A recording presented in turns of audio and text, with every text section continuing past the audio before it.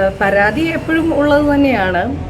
കഴിഞ്ഞ കുറച്ച് ദിവസങ്ങളായിട്ട്, അതായത് അൻസിബയുടെ കേസ് തള്ളിയതിനു ശേഷം, ഇതിൽ കഴമ്പില്ല എന്ന് തെളിഞ്ഞതിനു ശേഷം വളരെ ഭീകരമായ രീതിയിൽ സൈബർ ബുള്ളിങ് നടന്നുകൊണ്ടിരിക്കുകയാണ്. അതിൽ തന്നെ ജസ്റ്റിസ് ഫോർ അൻസിബ എന്ന് പറഞ്ഞുകൊണ്ടൊരു ഹാഷ്ടാഗോട് കൂടിയിട്ടാണ് കമൻസുകളെല്ലാം വരുന്നത്.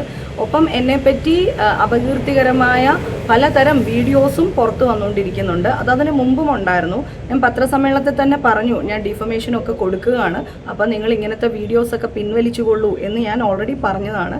പക്ഷേ ഇപ്പോൾ കഴിഞ്ഞ ദിവസങ്ങളിലൊക്കെ വളരെ നമുക്കൊരു മനുഷ്യന് തുറന്നു നോക്കാൻ പോലും കഴിയാത്ത രീതിയിലുള്ള തലക്കെട്ടുകൾ ചേർത്തുകൊണ്ട് വരികയാണ്. അതിൻ്റെ അടിയിൽ മുഴുവനും ഇങ്ങനത്തെ മോശമായ കമൻസുമാണ് വരുന്നത്. അപ്പോൾ അതിൻ്റെ അടിസ്ഥാനത്തിൽ നമ്മളൊരു കുട്ടിയെ സ്നേഹിച്ചു കൊണ്ട് നടന്നതിൻ്റെ പേരിലാണ് നമ്മൾ ഈ വേദനകളെല്ലാം അനുഭവിക്കേണ്ടി വരുന്നത്. അതെനിക്ക് വളരെയധികം പ്രയാസമുണ്ട്. അത് ആര് ചെയ്യിപ്പിച്ചാലും കുറ്റക്കാരെ കണ്ടെത്തി അർഹമായ ശിക്ഷ കൊടുക്കണം എന്ന് പറഞ്ഞുകൊണ്ടാണ് ഞാനിപ്പോൾ ഇവിടെ പരാതി കൊടുക്കാനായിട്ട് വന്നിട്ടുള്ളത്. തീർച്ചയായിട്ടും പരാതി എടുക്കാൻ വേണ്ട കാര്യങ്ങൾ അതിനകത്തുണ്ട്. അവർ ഉത്തരവാദിത്തമായിട്ട് അത് ചെയ്യും. ഇങ്ങനെ കമന്റുകൾ ഇങ്ങനെ വരുന്നതിന് തുടർച്ചയായിട്ട് വരുമ്പോൾ ഈ പോലീസിന് ഒരു പരിധി ഉണ്ടാവുക.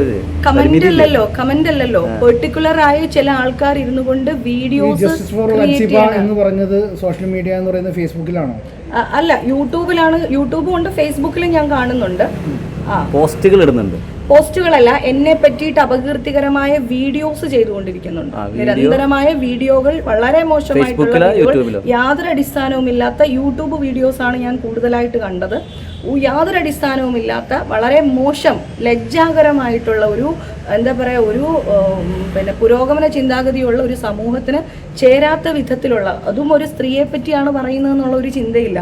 ഇപ്പം അഭിമാനത്തിൻ്റെ കാര്യത്തിൽ സ്ത്രീ പുരുഷനൊന്നും വ്യത്യാസമൊന്നുമില്ല, എല്ലാവർക്കും ഒരുപോലെ തന്നെയാണ്. പക്ഷേ എങ്കിലും ഞാൻ പറയാണ്, ഒരു സ്ത്രീയാണ്, എതിരെ ഉള്ളതും ഒരു സ്ത്രീയാണല്ലോ, കൂടെ ഉള്ളതും ഒരു സ്ത്രീയാണല്ലോ.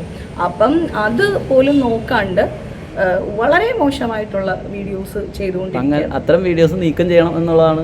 നീക്കം ചെയ്യണം എന്ന് മാത്രമല്ല, അതിന്റെ പിന്നിൽ ആരാണ് എന്ന് കണ്ടുപിടിക്കണം.